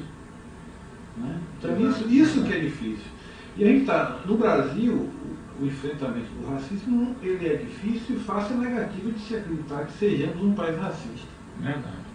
Contra o colorismo, né? Exatamente. Então nós partimos da ideia e vendemos e vivemos sob o mito de uma igualdade racial. E nos orgulhamos desse mito. E aí vai pergunta até para Itaílson aqui, está surgindo pergunta aqui no Zap mesmo, é sério mesmo. Várias perguntas surgindo aqui. A autoridade no judiciário, ela tem igualdade ou está no inconsciente também? Como está todo mundo, a gente não pode culpar, né? Não estou aqui para culpar. Se a gente for para o judiciário, eu acho que a gente vai para outra vertente do que é o racismo. Eu preferia deixar para outro programa, né? Deixar com a outra parte. Estamos chegando ao final do nosso programa. Tiago Freitas. Eu acho assim, eu gosto de discutir problemas e apontar soluções. Eu entendo, sei que não vai acontecer, mas eu entendo que uma solução para esse tipo de coisa, que já está na sociedade, não tem enraizado. E eu vou dizer a vocês que nos Estados Unidos, em alguns estados, ainda pode ser pior que no Brasil. Não digo todos os estados. Os Estados Unidos tem 52 estados. Eu tive em 2 estados, não tive nos 52. Mas quando você chega, por exemplo, Flórida, por exemplo, é um país maravilhoso, um estado maravilhoso. Eu amo Flórida. Flórida é minha terra. Eu considero assim até o povo de lá. Que recebe muito bem nós brasileiros. Não sei se é outro estado, entendeu, Flávio? Aí a cultura nos Estados Unidos ela muda de estado para estado. É muito complexo. O advogado só é naquele estado, a vida sua é naquele estado, entendeu? São 52, então é muito difícil dizer que todos os estados. Mas existem alguns Estados Unidos que eu ouvi falar que o racismo é muito forte. A situação que eu acho que... E é assintoso. Porque no Brasil ele é dissimulado, velado, camuflado. Nos Estados Unidos é assintoso. Até porque outros países do mundo, nós temos aqui um povo hospitaleiro, um povo educado, um povo que não diz não, você, certo? Saia francesa, entendeu? Aquela cultura nossa que a gente já sabe do país. Mas lá não, diz na cara. Diz na cara, diz na cara. Nos Estados Unidos, preto é preto e branco é branco. Se você tem uma gota no sangue negro, você é considerado negro. Aqui é diferente. Aqui é tons de pele. Nós vivemos sob a ideia de uma pignocracia, né? As tonalidades de peles vai lhe dizer se você sofre menos ou mais práticas raciais. E você não sabe quem é. E você não sabe de onde vai vir a prática racista. Em que momento você vai ser atacado. E injustamente, às vezes. Injustamente. O que é mais grave ainda. O que eu estava falando, no meu entendimento, seria uma solução. Eu sei que a coisa é radical, mas eu acho que é uma única forma. Para mim, pode ser que tenha alguma outra solução, mas eu acho que é a única esperança, no meu entendimento, estatizar a educação. Eu concordo. 100%. Não vai ter escola particular. Deixa eu apertar sua mão aqui. Eu já discordo, mas vamos para frente. Porque o que vai acontecer filho de pobre e filho de rico vai estudar no mesmo lugar. Vai ter que ter qualidade. Vai ter que Vai ter que conviver. ter investimento. Vai ter que Rapidamente vai conviver. melhorar. Vai conviver da creche. Isso. Aí vai conviver da creche à faculdade. Como era na década de 60, né? Todo mundo estudava. É a única forma que eu vejo para A resolver. desvantagem dessa época é que o acesso também não era universal. Só tem essa desvantagem. Tudo bem, tinha escola pública, mas você tinha um acesso bastante reduzido. Não era todo mundo que estudava. Como é hoje. Hoje acontece um problema diferente. A gente tem um acesso amplo, mas a qualidade Nós sempre tivemos a cultura no Brasil de que a educação é para poucos, é para uma elite, não é para todos. o ministro do Estado teve essa declaração, estuda quem tem dinheiro, ele falou. Então, justamente, quando Teve outra quando declaração que eu quando ia você fala a elite, As declarações você associa ao branco, que é o povo, os Mas mestiços a- e negros.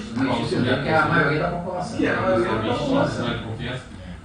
Mas a situação- Doutora Alana e doutora Tailine para participarem dos assuntos que foram dados aí. Estamos chegando ao final, nosso programa está com uma audiência no topo, mas o nosso produtor aqui pelo Tio Weaver. Tio Weaver é um programa que o senhor bota.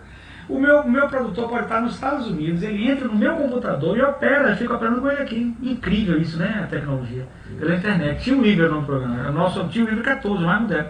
Opera, então ele opera e fica mandando mensagenzinhas pra mim. Indesejáveis, mas como ele é o chefe é chefe, manda quem pode, obedece quem tem juízo. Né? Vamos lá, a nossa Alana e Tailine, mas ele está gostando. Doutor Luciano mandou um abraço para todos vocês aí. Um abraço à Igreja Mundo de Deus, que sempre nos apoia, através do Bispo José Carlos, o pastor Leonardo, que está aí fazendo um sucesso danado em Goiânia. Grande abraço. Grande abraço ao apóstolo Marcelo Evangelista, está fazendo um baiano pela Europa. Está na Europa o nosso irmão Marcelo, conterrâneo evangelista, está pregando na Bélgica, na Alemanha. Glória a Deus, aleluia, que Deus abençoe ele. E um grande abraço que sempre nos assiste, meu amigo, pastor Viriato. Sabe onde ele é, doutor Flávio? Sabe onde é? Sabe onde é eles estão em Conchavo, uma conversa em paralelo. Sabe onde o pastor Viriato é? Sim. Angola, Luanda. Um grande abraço ao pastor Viriato. Ao pastor Zelinho, que é de Moçambique, contando as dificuldades que tem em Moçambique e Angola. Mas são terras bonitas e eu quero, se Deus quiser, não conheço, mas quero estar lá, se Deus quiser, quem sabe. Agora, para entrar no país, tem que tomar as vacinas. É um negócio assim, né? Que sofrimento para aquele povo, né, gente? A gente, de qualquer maneira, está nesse paraíso aqui, não é verdade? Né? Não presta aí os políticos. Eu falei uma coisa, não falei errado, mas tudo bem. Não falei não, paraíso meio, né? Vamos lá. Doutora Alana, doutora Tailine, um prazer enorme estar com vocês aqui. A gente está chegando ao final do nosso programa, o horário está saturado, chegou ao máximo, mas está muito bom o programa, cada vez mais vibrante. Quero dizer a vocês que vocês não são convidados, são membros, não é, Thaís? Você coordena aí o Sindicato Social de Justiça, que vocês são membros aqui da casa do Dr. Flávio, né, Dr. Flávio? Permanentes. E que tragam assuntos, tragam pessoas, faça a pauta aí que vocês mandam no pé, né, Thaís? Tá gostando, Thaís? Cada dia uma surpresa, Thaís? Assunto tem demais. Eu tenho uma sugestão para a próxima Pauta. Pode botar no ar. Então vou colocar aqui, é a questão da anistia aos partidos políticos que não cumpriram com as normas de repasse, né, de investimento. E teve isso agora? A participação feminina. Teve isso agora? Na política, sim. Teve isso agora também? Teve isso agora. Eu tenho uma colega, inclusive, que é pesquisadora nessa área. Eles tinham que pagar uma multa, hein? Tinha. Sim, aí foram anistiados. Né? Quer dizer, isso Que absurdo. torna ineficaz, né, a norma. É um absurdo, né? Como a maioria das normas no nosso país são pouco efetivas, Legalismo, quase nunca impunidade, efetivas, né? Incrível. Embora eu defenda o aumento dos homens em todas as atividades, né? Eu faço parte do movimento dos homens, né? Mas respeitando sempre a mulher, né, doutor Thiago? Mas o aumento dos homens em todas as atividades, mas eu respeito todas as mulheres, porque a gente veio da mulher, né? E a gente tem que respeitar a mulher, e a mulher precisa, estou brincando aqui, precisa de participação política, né? Precisa de participação política e muita, e já está tendo muito e vai ter mais, cada vez mais, se Deus quiser. Vamos lá, doutora. nós não podemos ficar focando na política. Né? E essa anistia é um absurdo, realmente. A norma perde eficácia. Próximo programa já traz essa questão aí. Doutora Alana e doutora Tailine. Vamos lá. Pronto, encerrando mais um programa muito gostoso. Eu fico até sem saber do que comentar, porque foram tantas informações extremamente úteis que eu fico até meio ainda perdida sobre o que comentar.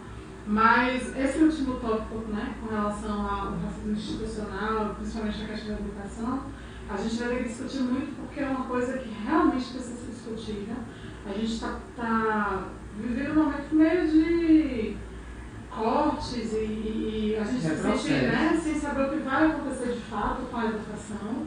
E quem mais sofre nesse tópico de educação pública são os negros, são os menos abastados e que necessitam realmente da escola pública, da universidade pública, para ter acesso a uma melhoria de vida, a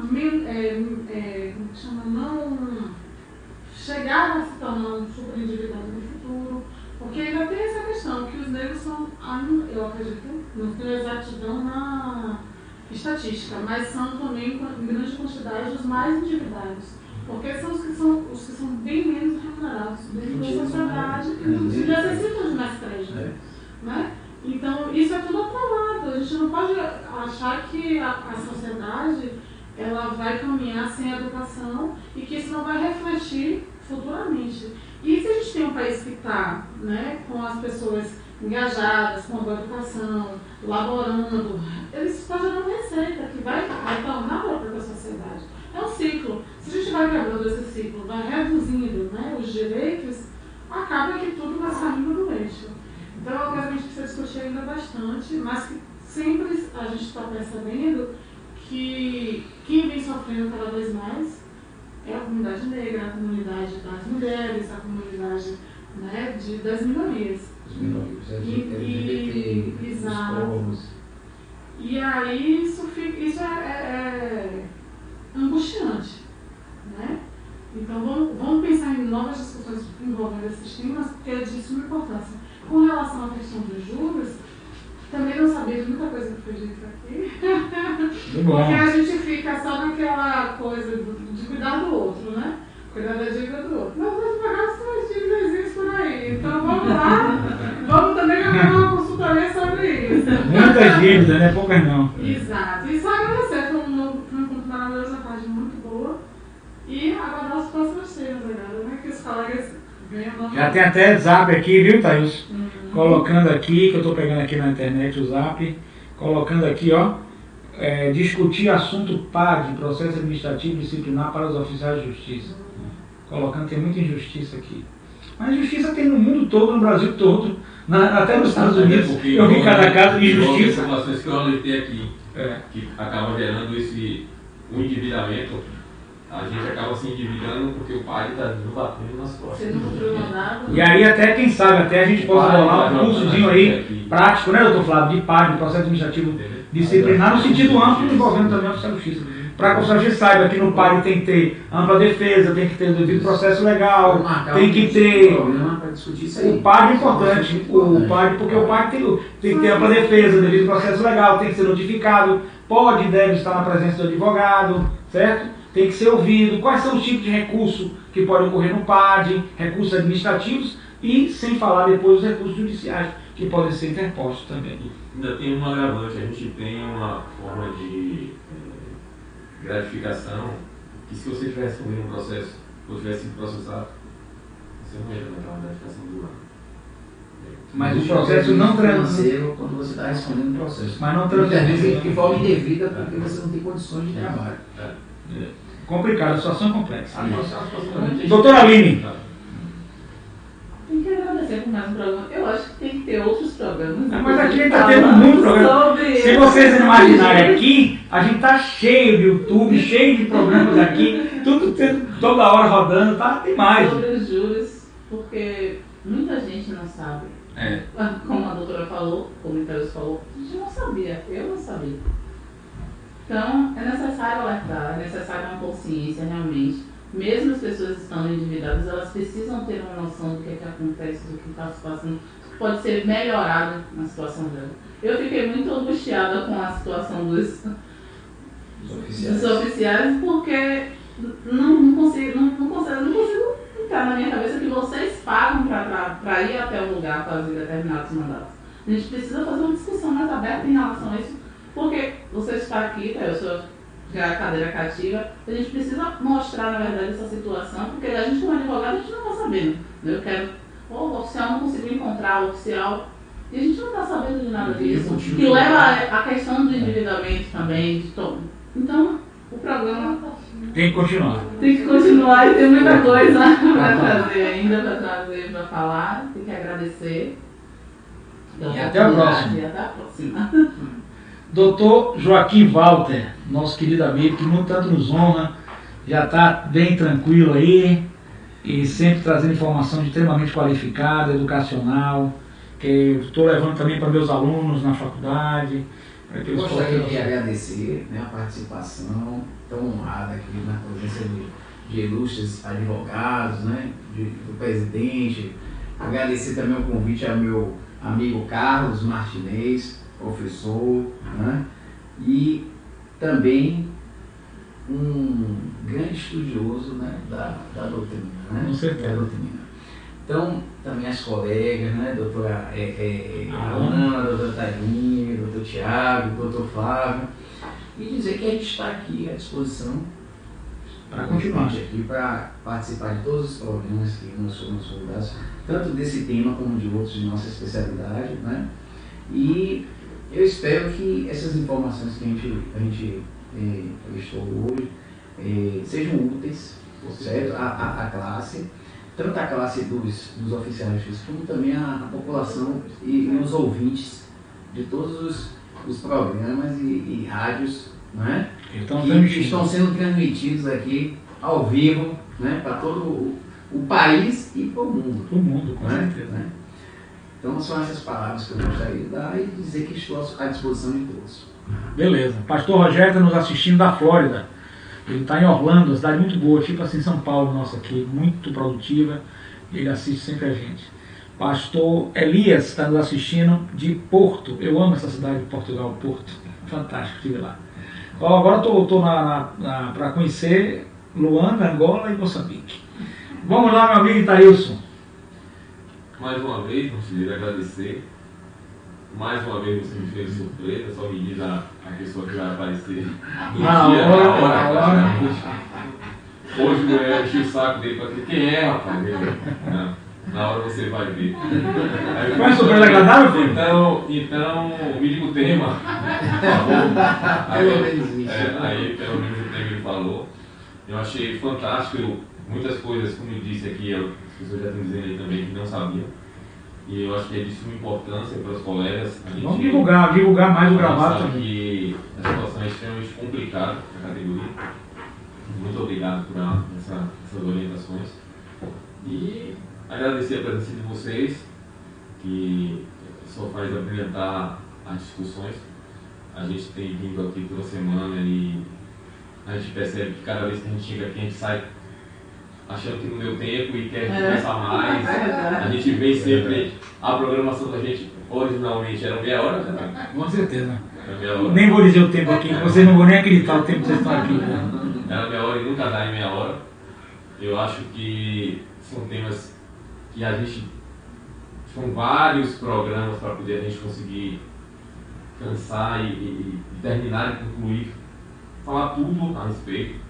Não sei nem como é que a gente vai viabilizar isso, porque são todos temas de extrema importância e a gente acaba botando outro tema sem terminar de debater o anterior. Desabrir o tema. Então, não sei nem. Mas você comande aí, a gente volta, não tem problema. Vamos exaurir o tempo. A gente deveria, uma sugestão que a gente pode fazer, focar em um tema e tentar, não sei, a gente já fazer perguntas e otimizar perguntas e respostas, entendeu? Porque acaba sempre a gente mesmo fica com pergunta para fazer. Nós mesmos que estamos aqui ficamos com dúvida e a gente acaba não fazendo as perguntas. É uma sugestão que eu dou. Perfeito. Vamos fazer eu isso. Que é importante para todo mundo que está sendo discutido aqui. E a gente tem a oportunidade de tirar dúvida de muita gente. Então, muito obrigado mais uma vez. São essas palavras que eu queria Professor Flávio, eu vou deixar hoje em homenagem aos direitos humanos aí, nós vamos deixar o doutor Tiago falar a última palavra, né, doutor Tiago? Em homenagem aos direitos humanos, né? Doutor Tiago. Ninguém se aborrece não, né? Em homenagem aos direitos humanos. Doutor Flávio. As minhas considerações finais é dizer justamente que nós estamos tratando de temas em evolução que dá um estilo que faltou muito mais ainda a ser discutido. Mas isso é importante, que nós vamos criar novas pautas, né, para trazermos esses temas a novas discussões, as novas indagações. E estamos já confirmados, terça-feira, o encontro já está certo. Eu vou até me dar uma ideia aqui agora. Aos ouvintes. E criar um grupo, viu? O grupo da Rádio América no WhatsApp. Ótimo. Porque bota todos vocês e vocês vão começando a interagir. Sugestão de pauta, sugestão tá isso, trazer ao céu de justiça. O céu de justiça tem que sair do armário, irmão. Tem que sair do armário, não pode ficar no armário, meu amigo.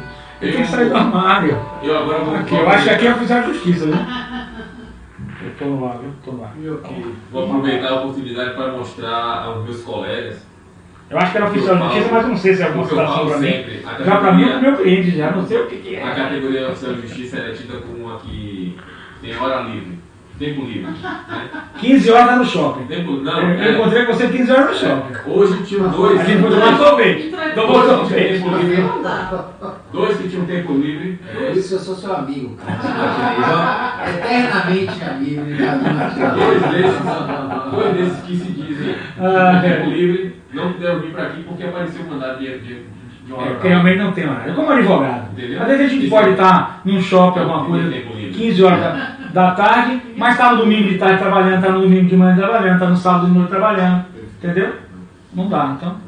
Doutor Flávio. Eu encerro minhas palavras dizendo que estaremos prontos para os próximos debates e agradecer a presença do nosso ilustre amigo Joaquim Walter, que nos deu a honra de nosso Tiago Freitas também. A Tiago Freitas, que será também o meu efetivo. Já é, Tiago Freitas já é. E vamos lá, um abraço aí a todos. Pronto. Meu amigo Tiago Freitas, você ficou com as considerações finais e a gente, todos nós aqui, foi unanimidade. O direito humano, não existe nenhum direito mais importante que o direito do ser humano, né? Acho que o direito do ser humano, porque o que o outro sente na pele, a gente pode sentir um dia, né? E aqui, sem querer fazer propaganda, porque já não tenho ainda esse patrocínio, na Globo News tem Médicos Sem Fronteira. E aí vocês assistam, isso que é uma propaganda interessante. Depois tem um númerozinho para doação, né? Para o depósito, né? Lógico, né? Tem que ter um númerozinho para o depósito. Aqui a gente vai botar também o númerozinho para o depósito. Mas veja só, é assim, mas é um trabalho beleza que eles fazem. Médicos Sem Fronteira. O ser humano pode ser cruel, insensível, monstruoso, mas só o ser humano salva outro ser humano. Não é? Interessante. E aí depois que fala isso, ligue 0800 e alguma coisa e faça o seu depósito. Não é não? Ligue, faça o depósito na América. A América Rádio. Isso é brincadeira. Mas é interessante o fundo da colocação, que a ideia é de que pode ser cruel, pode ser insensível, pode ser monstruoso, mas só o ser humano salva outro ser humano. E aí o trabalho do Médicos Sem Fronteira realmente é belíssimo, viu? Salvando crianças na África, em tudo quanto é parte do mundo, né? Então esse direito humano, a gente sempre diz, a gente está aqui na vida, a gente não sabe o que vai acontecer para frente na vida, né, da gente, né? Você vê a Venezuela ali, né? Elites de Venezuela vindo muito bem e hoje passou na reportagem o cara falido, né? A gente está aqui, a gente vai envelhecer, a gente está aqui e não sabe se vai ficar doente amanhã ou depois. Na verdade, a gente tem insegurança com o futuro, né, doutor Tiago?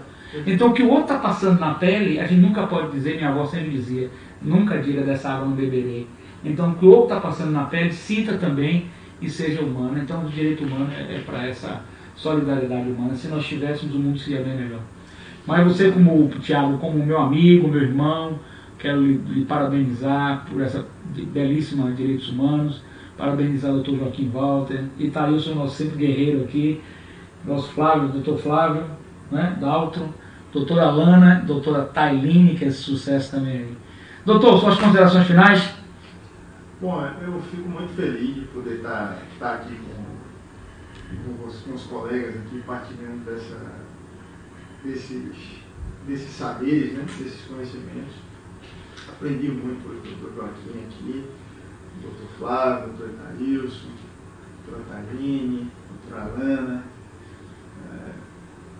o meu digno colega, ímpio, colega Dr. Martinez, né, que me fez o convite semana passada, eu vim hoje, provavelmente já estou ficando aqui como membro efetivo. Já é membro efetivo. nem toque, mas não, já é membro efetivo. Estou muito feliz e honrado com esse... Vamos fazer esse grupo no WhatsApp, o doutor João também, o doutor Deraldo Damasceno, que ia fazer esse grupo. Nesse grupo, a gente vai ser um grupo de pessoas que participam do programa para pedir sugestões de tema, debate, para descentralizar um pouco aqui. O Luciano vai mandando um abraço para vocês, o nosso produtor lá, faz esse trabalho belíssimo também, que a Igreja Mundo de Deus, sem ela a gente não estaria fazendo esse trabalho, a igreja faz, é fantástico aí, né? Aproveitando isso aí que você falou dos direitos humanos e da Igreja Mundo de Deus que ajuda, né, na manutenção desse nosso trabalho aqui, é bom frisar que a noção de direitos humanos é extremamente conectada à ideia do cristianismo, né? Com certeza. O cristianismo e direitos humanos andam de mãos dadas, né? A noção, os ensinamentos de Cristo são ensinamentos humanos, que coincidem exatamente com a noção de direitos humanos, de extremamente próximo, enfim, de o ser humano ser um fim em si mesmo, né? Jamais ele pode ser utilizado como instrumento, como é utilizado por bancos. Acho que banco não é coisa de Deus, não. Completado, né, doutor Joaquim? Completado. Eu digo a você que a rádio aqui, ela é, não digo a você que eu não vou receber um patrocínio de um banco, a gente vai defender, né? Mas eu não digo a você como advogado, a gente não vai, né? Dessa hora eu não deverei, né? Mas que banco não é coisa de Deus, não é coisa de Deus não, viu? Mas, né? Paciência, tem sempre o advogado que vai defender, né, doutor? Mas, infelizmente, banco não tem isso no Brasil, não digo nem que seja uma atividade ruim no mundo, né? Pode ser uma atividade boa no Brasil. A notícia boa aqui que eu trago para vocês, eu não sou, me afastei há muitos anos da política, estou totalmente fora. Todos os políticos têm seus defeitos, para mim, né, no Brasil não presta, mas é que o decreto aí do presidente, nosso presidente Jair Bolsonaro, é que se possa fazer uma empresa. Eu fiquei apaixonado por esses decretos, principalmente no tocante às empresas pequenas. Você pode criar uma empresa hoje simples, uma modalidade simples, que possa emprestar dinheiro. Que acaba um pouco com essa... Nós temos um pouco no Brasil digamos assim, um falso moralismo, né? Porque nos Estados Unidos tudo é permitido. Só não é permitido lesar o Estado, lesar a comunidade, nem lesar outra pessoa. E vai preso nos Estados Unidos se você lesar, é muito sério. Mas tudo é permitido para a economia funcionar. O outro decreto, nas garagens, se for empresa que não prejudique, com a questão de som, outras coisas mais, né? Você pode criar na garagem sem uma garagem de funcionamento. Espero que essas coisas possam tentar ver se bota essa economia para frente nós. E nós precisamos de economia como foi nos Estados Unidos. Todo mundo trabalha, todo mundo ganha, tem menos burocracia. Certo? Não vou entrar aqui em mérito político porque, né, só para ter ideia, eu já fui de esquerda. Hoje eu sou de direita. O Estado é mínimo, certo? E a economia funcionando, porque é a economia que sustenta o Estado. Nós estamos vivendo uma inversão, nós temos muitas regras, muitas normas, muita burocracia e você não consegue fazer nada. Pode ser pauta de um outro programa, é o programa. Precisa botar coisa para funcionar. Instituições alternativas que poxa, eu acho que não tem nada a ver. Movimento o mercado financeiro como associações, cooperativas de crédito, que tem um lado social, certo? Onde existe os princípios que norteiam essas instituições. Certeza. E que utilizam também de serviços financeiros e tudo. Eu acho até uma melhor que um banco. Melhor condição do que um banco, com juros mais baixos, juros honestos, que obedecem mais às regras do consumidor e são mais equilibrados, os juros são equilibrados. Inclusive, doutor, no decreto obedecem a norma do consumidor. Perfeito. Com as cooperativas de créditos e as associações civis que têm essas finalidades. No decreto, doutor Thiago, está escrito lá, cobrar juros menos, a condição para que essa empresa funcione é cobrar juros menos do que os bancos. Não é coisa difícil não, porque os bancos estão na estratosfera. Então você tem seus 50 mil ali, você bota na empresa, está pagando imposto, está emprestando dinheiro legalmente, está empregando funcionário, e temos que deixar de falso moralismo. Nos Estados Unidos eu fui lá e vi uma coisa espetacular. Nós temos lá o lobista. O lobista, doutor. Advogados lá que são lobistas. Agora, se o lobista se meter na corrupção, ele vai responder, vai ser preso. Mas ele pode chegar num escritório, num Senado, pode chegar em algum lugar e fazer lobby. Eu estou fazendo lobby, estou vendendo a ideia de que o medicamento tal tem que ser passado assim. Tem que ser regulamentado. Regulamentado. Agora o que não pode é que nós vivemos no Brasil, a gente vive num falso moralismo.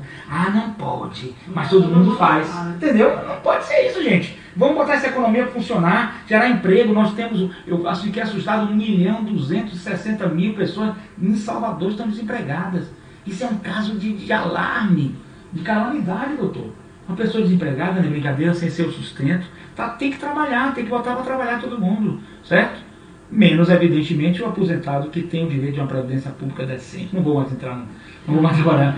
E eu sou terminantemente contra qualquer reforma da Previdência. Faça reforma em tudo, menos na Previdência. A Previdência tem que estar aí para amparar a pessoa idosa. Lógico que casos, né, de valores mais altos do que o teto do governador tem que ser tirado. Mas a pessoa chegou a 70 anos, chegou a 65 anos, chegou a 60 anos, tem que se aposentar.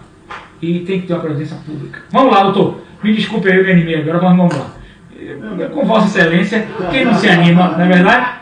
E dizer que nós temos aí essa ligação, nós todos daqui, com o poderoso Deus, que é o universal, e que é regido por um grande arquiteto do universo. Não é verdade?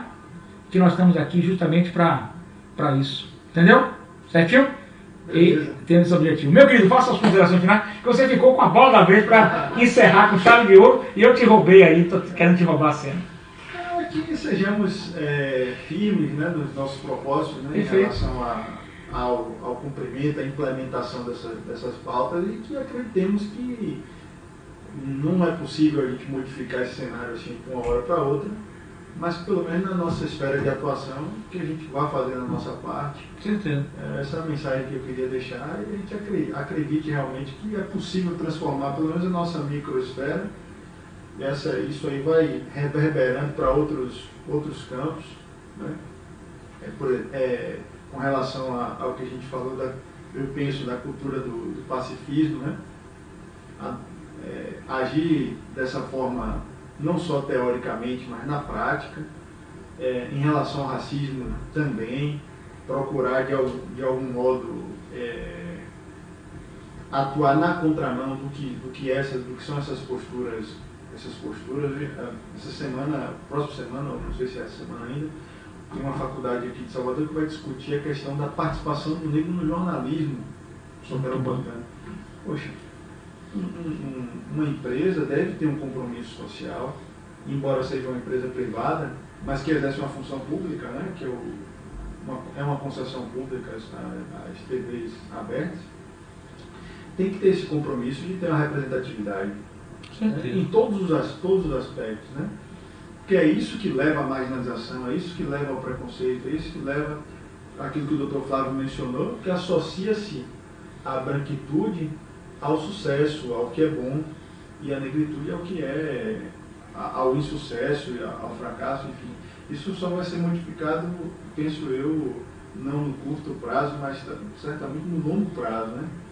Porque a gente tem pouco tempo, historicamente, de abolição formal da escravatura, e as práticas racistas no Brasil acontecem desde que acabou a escravidão. Acabou o regime escravocrata, mas iniciou-se uma política de Estado de segregação das pessoas.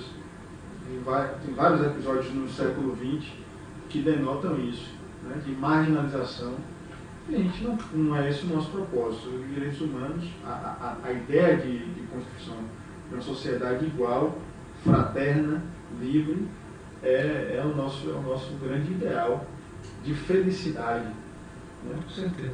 Eu acho que essa era a mensagem que eu queria deixar. Com certeza. Muito obrigado a todos. Desejo a todos aí uma excelente semana, abençoada por nosso Senhor Jesus Cristo. E estamos juntos cada vez mais. Dizer agora que nós temos um desejo aí, que foi da pastora Lia Maria Conceição, e que ela idealizou fazer a rádio evangélica, que é só dos evangélicos. Essa daqui é a América, mas nós estamos aí com a rádio evangélica para orações e adorações. Estamos juntos aí, e aí está tendo selfie, daqui a pouco eu tenho que entrar nessa selfie aí. Até o próximo programa. Deus abençoe a todos e uma semana abençoada. E vamos estar no nosso grupo fazendo pauta. Vocês agora mandam. Aqui a casa é nossa. Muito obrigado a todos. até semana que vem, toda terça-feira, 15 horas o horário, hein? 15 horas o horário. Não sei se alguém entendeu alguma coisa diferente, mas o horário é 15 horas, viu, gente? Vamos lá? 15 horas. Um grande abraço a vocês. Até o próximo programa. Uma tem que sair boa, né? Chegar cedo para garantir minha vaga aqui na. Nossa, é condição sine qua non, meu vaga. Tá no ar. Vaga. Ainda tá no ar? Tá no ar, mas tá saindo. Mas mostra a dispensação nossa. Tá saindo. Os bastidores.